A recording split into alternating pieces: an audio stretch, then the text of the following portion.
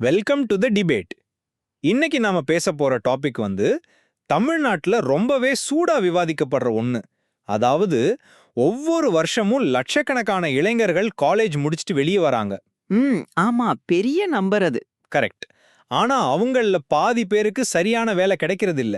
இந்த educated unemployment விரக்தியை தீர்க்க TVK முன்வைக்கும் அந்த மாணவர்கள் மற்றும் இளைஞர்களுக்கான உதவி திட்டங்கள் நிஜமாவே அடுத்த தலைமுறைக்கான ஒரு மாஸ்டர் ஸ்ட்ரோக்கா? இல்ல, மாநிலத்தை கடனாளியாக்கும் பழைய கவர்ச்சி அரசியலாங்கிறது தான் இன்னைக்கு விவாதம். அதேதான். ஏன் நிலைப்பாடு என்னன்னா இந்த திட்டங்கள் சும்மா ஓட்டுக்கான சலுகைகள் கிடையாது.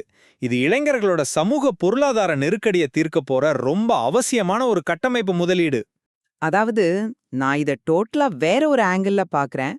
பொருளாதார நிபுணர்கள் சொல்ற மாதிரி வெல்ஃபேர் ப்ராமிசஸ் ஈஸி, ஆனா சஸ்டெய்னபிள் ஃபண்டிங் ரொம்ப கஷ்டம். இது கேட்கறதுக்கு நல்லா இருக்கலாம், ஆனா மேக்ரோ எக்கனாமிக் லெவல்ல பார்த்தா இது எந்த வகையிலையும் சாத்தியமில்லாத ஒரு பழைய அரசியல் உக்தி தான். ஒரு நிமிஷம், இதை ஏன் வெறும் பழைய உக்தின்னு சுருக்கி பாக்குறீங்க? நீங்க லோவர் மிடில் கிளாஸ் பேக்ரவுண்ட்ல இருந்து வர்ற ஃபர்ஸ்ட் டைம் ஓட்டர்ஸை கொஞ்சம் யோசிச்சு பாருங்க. இன்னைக்கு இருக்கிற பிரைவேட் காலேஜ் ஃபீஸ், அப்புறம் ஸ்டூடெண்ட் லோன், அது பெரிய சுமைதான், நான் இல்லைன்னு சொல்லல. ஆமா, அது மட்டும் இல்லாம வேலை தேடி சென்னை பெங்களூர்னு அலையிற அந்த மைக்ரேஷன் ப்ரெஷர் இருக்கு பாருங்க. இந்த சூழல்ல digital learning support, skill development centres இதெல்லாம் வெறும் இலவசங்கள் இல்ல. ஆனா அதுக்காகிற செலவு? நான் முடிச்சிடுறேன். ஒரு பையன் ஃபேமிலி ப்ரெஷருக்காக ஏதோ ஒரு டெலிவரி ஜாப்ல போய் மாட்டிக்காம ஒரு 6 மாசம் ஏஐ மாதிரியான புது ஸ்கில்ஸ் கத்துக்க இந்த உதவித்தொகை ஒரு ரன்வே மாதிரி செயல்படும் இல்லையா? அந்த ரன்வே கான்செப்ட் கேட்க ரொம்பவே நல்லா இருக்கு. ஆனா ரியாலிட்டியில அந்த ரன்வேயை கட்ட பணத்துக்கு எங்க போவீங்க? அதுதான் என் கேள்வி. கேபிட்டல் இன்வெஸ்ட்மெண்ட் பண்றது வேற. ஆனா இந்த மாதிரி மாதாந்திர உதவித்தொகை, இலவச போக்குவரத்துன்னு ரெக்கரிங் செலவுகளை கூட்டுறது வேற. தமிழ்நாட்டுல ஏற்கனவே இலவச மின்சாரம், பெண்களுக்கு இலவச பேருந்துன்னு நிறைய வெல்ஃபேர் ஸ்கீம்ஸ் இருக்கு. ஆனா அது மக்களுக்கு தேவையானது தானே? அது தேவைதான். ஆனா இது கூடவே ஸ்டூடெண்ட்ஸ்க்கும் மாதாந்திர உதவித்தொகைன்னு ஆரம்பிச்சா மாநிலத்தோட நிதிச்சுமை எப்படி தாங்கும்? இது கட்டமைப்பு சீர்திருத்தம் கிடையாது, இது பியோர் எலக்ட்ரோரல் கால்குலேஷன். நான் இதை கொஞ்சம் மறுக்கிறேன். நீங்க சொல்ற மேக்ரோ எக்கனாமிக்ஸ் பாயிண்ட் எனக்கு புரியுது. ஆனா இந்த மாதாந்திர சப்போர்ட் கூட கொடுக்கலனா என்ன ஆகும்னு யோசிங்க. ஒரு கிராமத்துல இருந்து வர்ற இளைஞன் சென்னைக்கு ஒரு ஐடி கம்பெனில இன்டர்வியூ அட்டென்ட் பண்ணணும்னா அவனுக்கு அந்த டிராவல் சப்போர்ட்டும் பேக்கப் ஃபண்டும் கண்டிப்பா தேவைப்படுது. அதை நாம கொடுக்கலனா அவனுக்கான வேலை வாய்ப்பை நாமே கீப் பண்ற மாதிரி ஆகாதா? இதை எப்படி வெறும் நிதிச்சுமையா மட்டும் பார்க்க முடியும்? இன்டர்வியூ போறதுக்கு சப்போர்ட் பண்றது நான் தப்பு சொல்லல. ஆனா அதற்கான சஸ்டைனபிள் ஃபண்டிங் எங்கிருந்து வரும்னு தரவுகள்ல எந்த தெளிவான பிளானும் இல்ல. அதுதான் இங்க பிரச்சனை. தரவுகள்ல சில பிளான்ஸ் இருக்கு. இருங்க, என் பாயிண்ட சொல்லிக்கிறேன். ரூட் காஸான எஜுகேஷன் சிஸ்டத்தை சீரமைக்காம வேலை வாய்ப்பின்மைக்கு மாதாந்திர உதவித்தொகையும் ஸ்டார்ட் அப் ஃபண்டிங்கும் கொடுக்கறது எப்படி தெரியுமா இருக்கு? எப்படி? ஒரு கரப்டான ஆப்ரேட்டிங் சிஸ்டம், அதாவது ஓஎஸ் இருக்கிற கம்ப்யூட்டருக்கு ரொம்ப விலையுயர்ந்த சாஃப்ட்வேர் வாங்கி போடுற மாதிரி இருக்கு.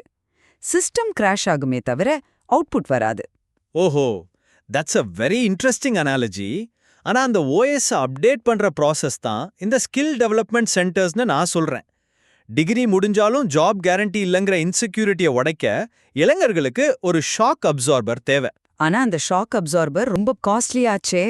ஆமா, ஆனா நாளைக்கு இந்த ஸ்கில்லிங் மூலமா அவங்க ஹை பேயிங் ஜாப்ஸ் வாங்கும்போது அதுவே திரும்ப டாக்ஸ் ரெவென்யூவா ஸ்டேட் கவர்மெண்ட்டுக்கு வரப்போகுது. இது ஒரு சைக்கிள். வரலாம். ஆனா அது நடக்கிற வரைக்கும் இந்த திட்டங்களுக்கான ஃபைனான்ஷியல் கமிட்மெண்ட்டை ஸ்டேட் பட்ஜெட் எப்படி தாங்கும்? அது ஒரு வேலிட் கொஸ்டின்.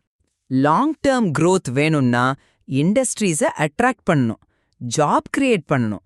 அதை விட்டுட்டு ரெவென்யூவை பெருக்காம வெல்ஃபேர் செலவினங்களை மட்டும் கூட்டிக்கிட்டே போனா எதிர்கால கட்டமைப்புக்கு, அதாவது கேபிட்டல் எக்ஸ்பெண்டிச்சருக்கு காசே இருக்காது. ரைட். இது நெக்ஸ்ட் ஜெனரேஷன் பாலிடிக்ஸ்னு பிராண்ட் பண்ணப்பட்டாலும் எக்கனாமிக்ஸ் படி ஒர்க் அவுட் ஆகாத பழைய மாடல் தான். ஓகே, நம்ம 2 பேருமே ஒரு விஷயத்துல தெளிவா இருக்கோம். இளைஞர்களோட வேலைவாய்ப்பின்மையும் அவங்களோட கல்வி கட்டண சுமையும் ரொம்ப அர்ஜென்ட்டா அட்ரஸ் பண்ணப்பட வேண்டிய ஒரு கிரைசிஸ். இதுல மாற்று கருத்து இல்லையே? கண்டிப்பா, அந்த ரியாலிட்டியில எனக்கு எந்த மாற்று கருத்தும் இல்ல. ஆனா அதற்கான தீர்வு ஒட்டுமொத்த பொருளாதாரத்தை முடக்காத மாதிரி இருக்கணும். சரியா சொன்னீங்க. டிவிக்கே முன்வைக்கும் இந்த திட்டங்கள் இளைஞர்களுக்கு தேவையான அந்த ரன்வேயை அமைத்து கொடுத்து புது தலைமுறைய உருவாக்குமா இல்ல எக்கனாமிக்ஸ் எக்ஸ்பர்ட்ஸ் வார்ன் பண்ற மாதிரி மாநிலத்தின் நிதிச்சுமைய தாங்க முடியாத அளவுக்கு கொண்டு போகுமாங்கிறது தொடர்ந்து விவாதிக்கப்பட வேண்டிய விஷயம். ஆமா, இதுல இன்னும் நிறைய டேட்டா பார்க்க வேண்டியிருக்கு. எக்ஸாக்ட்லி. இந்த தரவுகள்ல நாம எக்ஸ்ப்ளோர் பண்ண இன்னும் நிறைய விஷயங்கள் இருக்கு. இத பத்தி நீங்க என்ன நினைக்கிறீங்கன்னு யோசிச்சு பாருங்க. இதோட நம்ம முடிச்சுக்கலாம்.